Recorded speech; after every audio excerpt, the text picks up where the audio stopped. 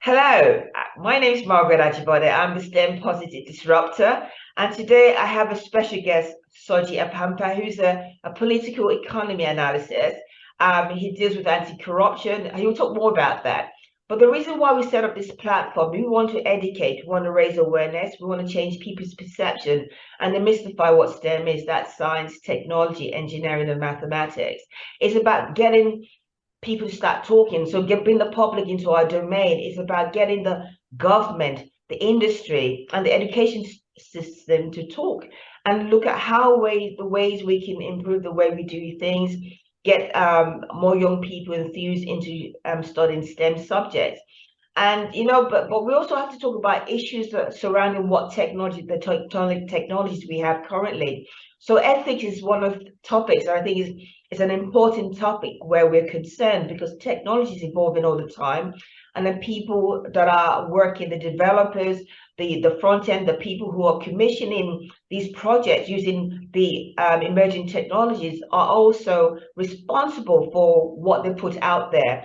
So to my special guest, Soji has a wealth of knowledge and experience concerning this because this is his driver, and this is what is very important to him. And he's been awarded many awards because of that as well. So without further ado, I welcome you, Soji Apampa, and thank you very much for coming on board because I appreciate the time you've taken out to talk to us. So without further ado, please introduce yourself and please tell us more about yourself as well. Okay, thanks, Margaret. My name is Soji Apampa, and I started life as a civil and structural engineer, believe it or not. Got back to Nigeria in 1991 and found that it was so difficult to do anything without either knowing someone, paying someone off, and so on. And that's where my frustration began. And from being frustrated, I was challenged by an old sage. Actually, it was the Swedish ambassador then to Nigeria, Mr. Arne Ekfeld, who used to challenge me and say, well, if young people like you don't do something, then I'm sorry for your children and your children's children. And I used to wonder, what can I do? And he'd say, think of something. Just think of something, do something. And really, that's how we started the organization called Integrity. So yes, although I started and I was dealing in engineering tools, consumables, distributing them on the Nigerian market, in the end, I got involved with civil society, pushing for change and calling for lower levels of corruption, and which is why I started the Integrity Organization. But in my career, I've moved in various things. I've been involved in business and computing as well. And then I've moved over fully now to governance and finance. And I actually did a master's in governance and finance. And I do a lot of research and consulting in this area, especially in the area of political economy analyses.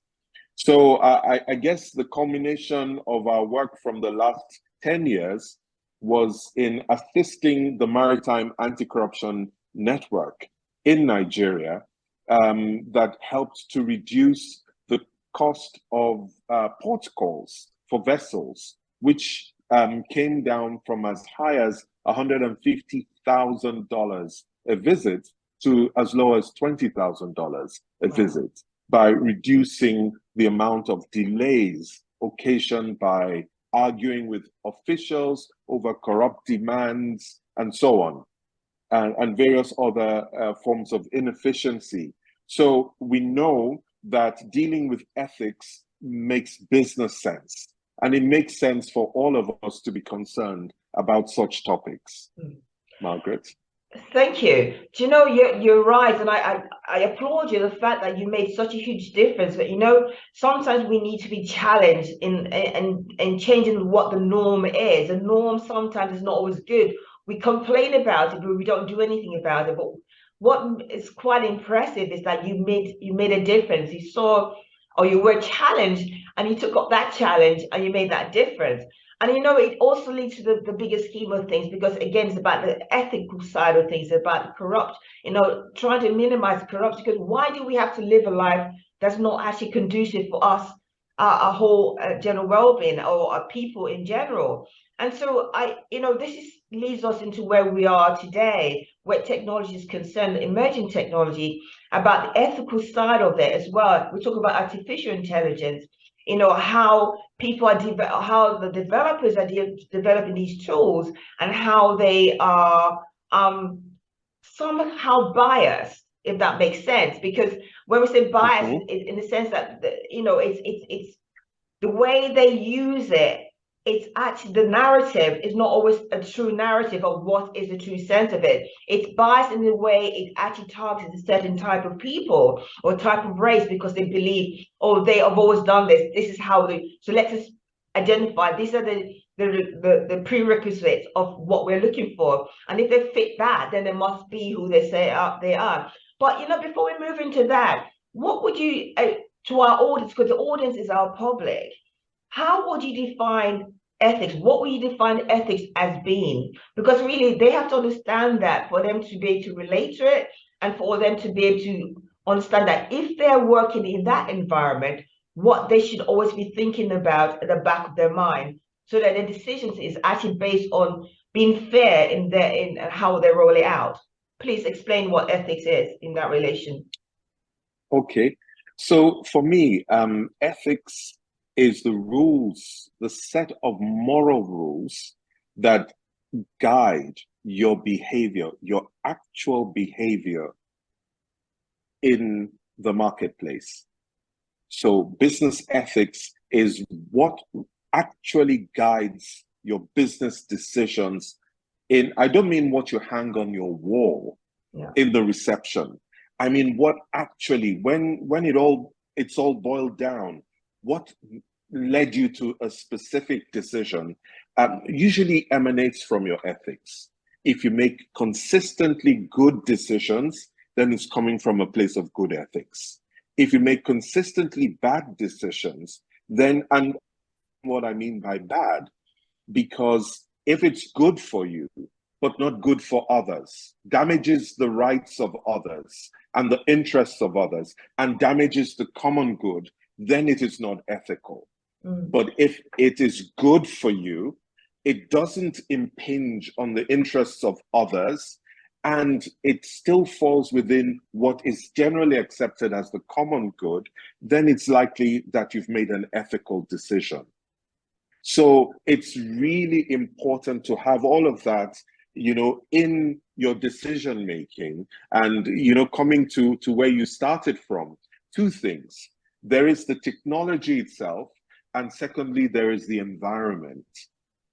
A lot of us forget that the decisions we're taking are actually colored by our environment. And we already have certain biases. And I guess for philosophers, it's your axiology. It's what really determines where you're coming from towards a particular subject. So we forget that exists and colors what we do. And then secondly, I think I've talked about the environment, and then the constraints that are on us. So if you find someone who's trying to design a solution in a place that is massively constrained, what they come up with is not usually the same as someone who has everything at their disposal.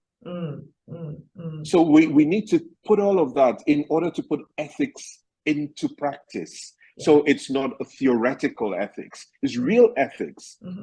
Am I damaging people by what I'm inventing? Am I just making money out of it? Or what is the impact of this thing that I'm trying to do? So true, because you made a good point, because it's about what's your drivers. You talked about the environment, and you also talked about the solution you're providing. If it's in a constrained environment, then of course you're going to be you're not limited really. It's about your decisions, about what you decide is right for you. And if that means exactly.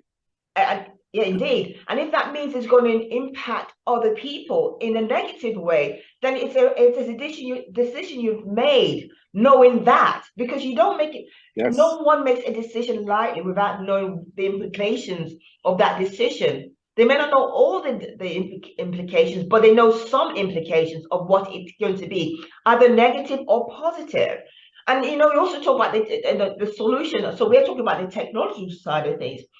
The artificial, because we are now in this world of where technology should be an enabler, but we are making it become a way of it driving us in the way we do things, which I think we should really pull back a bit, because really it's a support net, it's a support tool. It's not the end all of everything. And this is why it's so important, because we talk a lot about, oh yeah, we want to be this, we want this technology to do this, well, but we're not taking into account, as you mentioned, the impact on others. Because again, your decision is based on what you think it could be a quick fix. Actually, that's a way to look at it, is to make that quick profit. So if I do make this decision based on what solution I am looking for, it's my personal driver, it's my personal benefit, rather than the benefit of mankind as a whole, then your driver is really selfish, it's insular, it's based on you, and this is what the world is about. And how do we address that? Because again, it's a big issue. We can't ignore it. We can't accept as being normal. So what would you say we should do to address that? The first thing to understand is there's a difference between selfish and self-interest. Okay. You really need to be driven by your self-interest to want to be in business. True. You really need to be driven by your self-interest to want to make a profit. But where it becomes selfish is when you know that your activities are going to damage the interest of others and you couldn't care less. You're still going to go ahead anyway and make it, then it starts to become selfish. But there's nothing wrong in being driven and really wanting to pursue profits and everything else that you want to do in business. That is good. Yeah. Then also what you're doing, is there generational justice? For example, does it deplete resources today that future generations should have access to? Is that ethical to consume it all today just because you can? And forgetting that you are therefore depriving future generations. So it's also the rights of others that you've destroyed in the pursuit of your interests. So to be ethical is not easy, and it's very deliberate. And to be ethical to an acceptable standard means you need to keep looking left and right and looking at the minimum acceptable standard globally for you to operate. Otherwise, someone's going to call you out that what you've done is dangerous, unacceptable, and you really have to be set right. So it's a fine balance that we all have to walk in order to be ethical. So just quickly, two things, because people think because they are moral people, they're therefore ethical. No, just your own morality. If it doesn't impact how you do things and how you allow things to be done within your sphere of influence, then you're not necessarily ethical. Yes, you're just a moral person, but you're ethically passive. If anything goes around you, but you just keep yourself clean. Or if you do whatever you like, but you're preaching to others to do the right thing, then you're hypocritical. For you to be an ethical leader, you've got to be able to do both. You've got to know right from wrong yourself, and you've got to be able to make it work around you in the products you design, in the company you run, regardless of the context. You've got to be able to stand up for it in order for you to be ethical. And that is what makes it so difficult to be ethical, and why so many people prefer to cut corners. True, but why should it be difficult? Because again, it may not impact you, but it also impacts your family in an indirect way. Because Let me play devil's advocate please and tell you do. why it's so difficult. Now, the Okay. reason it's difficult is because you're often faced with ethical dilemmas. They're Okay. not dilemmas because you need to choose between good and bad. That's Mm, clear. Most mm, people don't have problems making that kind of decision. But when you have to choose between what looks like two good outcomes, now then you have a dilemma. Do I take okay. this one or that one? So do I go for loyalty to my friend, or should I go for what is in the public interest and actually out them, rat them out because they've done something wrong? Loyalty in and of itself is a good thing in friendship, and also blowing the whistle on someone who's doing something wrong that will damage the public interest is also a good thing. Now, which one are you going to choose? And that's what makes it Mm, difficult for humans after a while, because they start to weigh the consequences of one against the other. And that's what makes it so difficult. It's not the head knowledge of what is right and what is wrong. That's easy. It's when you need to choose between two good things. Okay, so as simple as, do I go for a short-term benefit, short-term profit, or long-term? mm, Both are good. yeah. But there are implications for going for short term, there are implications for going for long term. And you really have to think through the decision for you to be ethical. Most people don't care. Just get me what's going to give me a buck today. Yeah. Tomorrow will take care of itself. Yeah. So, but I still don't think it's difficult though, because it's your core values. Because if you have Thank you. It's it, because you actually have core values. Remember where I began from, that my yeah, definition of ethics, yeah, those are the set of values that actually yeah, control your behavior. So if very they true. don't control your behavior, then they don't exist. That is You don't that is have them to start with. But okay, true. But we can. The thing is, we as human beings we are not fixed. We change, just like we start as a baby, we grow, we're changing all the time. So it goes back to your decision to make that choice is because you already knew, you already know. Because if your values, if you're who you are, who you stand for, it doesn't matter if in the dark or in the light, you're still constant. That means you know what's right for you because you are. I understand that it's not an implication. I think it's your choice. You decide whether or not you want to go this way or that way. If you have for example, you use an example of a friendship, loyalty to a friend and the public, Mm. but if you can see it's plain, you're looking not just the short-term gain, but the long-term implications, and you know this is not right. If you have that conversation with your friend, and that friend then decides I'm still going to go that way, then you have a decision to make. Friends come and go, but you yourself, you have to live with your decision at the end of the day, right? No? So let me give you something a little harder. I agree with you. I agree with you totally. Why is it that operating in a place like Nigeria Yeah. could be fraught with so many booby traps, if you want to be ethical, versus if you're operating in a place like the UK or the US? The same engineer that finds themselves here, they suddenly find that what they're trying to do, if they did it the right way, they would be one of the only ones doing it the right way. Everyone else is cutting corners. Then you immediately have a dilemma. Do I refuse to cut corners and become unprofitable in this context? Or do I do what everyone else is doing without getting sanctioned and at least just go with the flow because, quote and unquote, no one is killed, there's no permanent damage?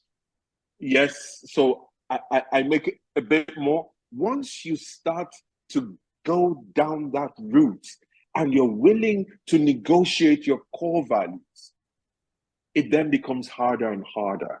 Well, to actually stand for what is right. Okay, but again, you're right. But I think in a way, I understand what you mean because again, self-interest is a driver, but also selfishness. But Yes. you've got to, but it goes back to you. Who are you? What do you stand for? If you don't know what you stand for anything. And I think you need to know, Yeah. you have to appreciate that. People here tell you what I stand for is survival. I've got to survive first. I've got to survive. I've got to be able to survive long enough in business to then like gain some momentum to be able to do the right thing. Okay. Which is why people after a while then start, when they get some success, try to clean up their act and so on. But they cut corners to get there. But it's really tough. Yeah. Okay. To be honest. Although remember I said to play the devil's advocate. It's not a position I would advocate. But I understand why people end up just doing the wrong thing. It's not that they don't know right from wrong. It's that they just feel trapped. Imagine that the person who's pushing you to do something corrupt is a government official. And it's a government agency and it's systematic. You want to pay your taxes and they're putting roadblocks in your way. Instead, they're telling you, you pay us this amount and it will go away. And you're saying, no, I don't want to do that. And then they make your life hell. For wanting to do the right thing. So you get these sorts of scenarios, which is why people go for collective action in these kind of environments, that on your own, you'll be roasted. You've got to partner with other people. You need something more than just your core values. Indeed. In a place where it's difficult, you need a support system to make it happen. 100. Do you know, I agree with you 100% because again, bringing to that scenario or in the Nigerian context is ever so difficult because again, you know, the people, as you said, you've got to survive. But you also made a good point about if we have a collective action, because there's so many people who've got good intention, but they feel isolated. But if you can come together and work together, you can make that difference, just like using your platform to do that. And I think that's so important. So that leads us quite nicely to giving us recommendations of things, because ethics is so important in our technology world, in our STEM world, in any kind of world. But we have to talk about it because we need people to start thinking out of the box. Don't accept things that are not right. It's not who you are. Don't accept just because you want to survive. So based on your experience, based on what you are doing and making that difference in a positive way, give us some recommendations to get people to start thinking that, hold on a minute, okay, fine, I may not be able to do it by myself, but if I did it with this or did that, this could bring the results that I want, because then I'll be my core values will still be as I am. I know who I am, and I know that I want the best for, in a bigger picture, for the better of humankind, for example. So please, can you just round it up and just tell us what recommendations or what practical solutions that will make that difference? Okay, the first thing is you've got to want to do it. You've got to want to be ethical. To be ethical, because it's going to require you to do some very deliberate things. So you have to want it. Secondly, you have to be able to see how that is the only way for you to grow sustainably. If you look at excellence, sustainability, you cannot do any of those without integrity. That is, without being who you say you are today, tomorrow, every day, doing it the proper way. So doing things right and doing the right things. That is what you need to be able to do for you to be excellent, for you to be everything else that you look for in business. So you've got to define that for yourself and want it. Then now the next is, okay, so how do I get there given all the challenges in my environment? Which is now then easier because you want it, you can then team up with other people and you can get help. So self-help groups, collective action groups, and so on, to get involved with it, especially in environments where it is oppressive. the amount of corruption that is going on. You cannot do it on your own. That is a fact. You've got to team up with other people. So seek them out, work with them, or start a group. And very often, don't put your head above the parapet.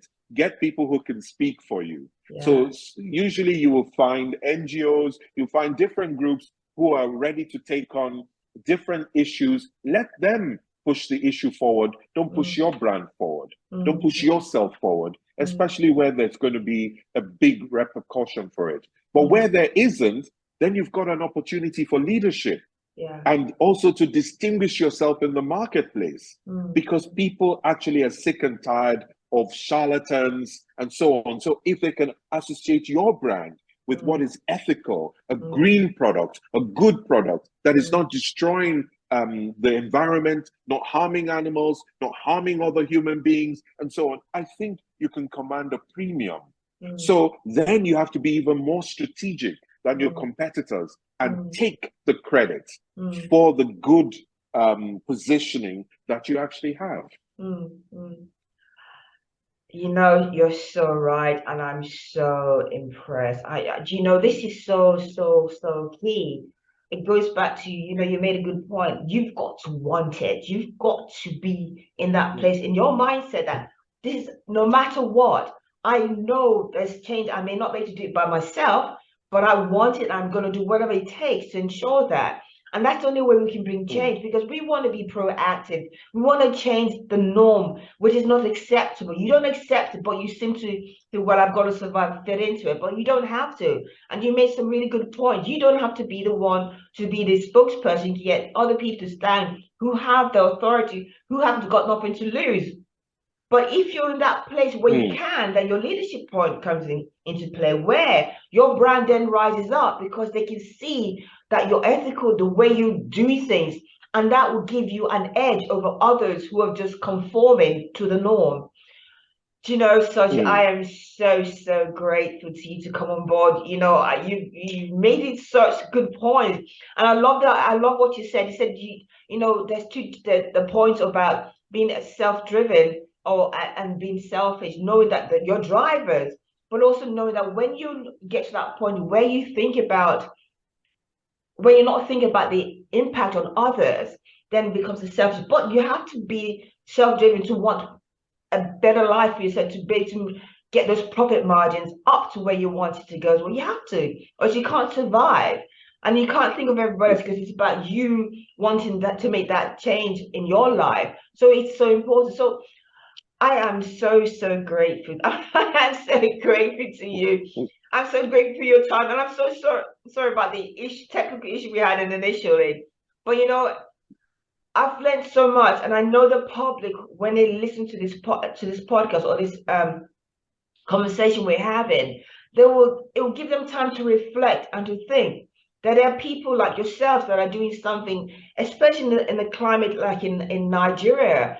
And you know, you're making that difference. You're impacting a different way, because in a way you were forced to do that, because you know, you started off wanting to be an engineer or working it, but it's like, unless you know somebody, unless you do this, unless you do that, and it's like, hold on a minute, I'm stuck. And then if someone challenged you and you took that challenge, and look at you now, and you know, you're taking big strides, making that impact and making that difference.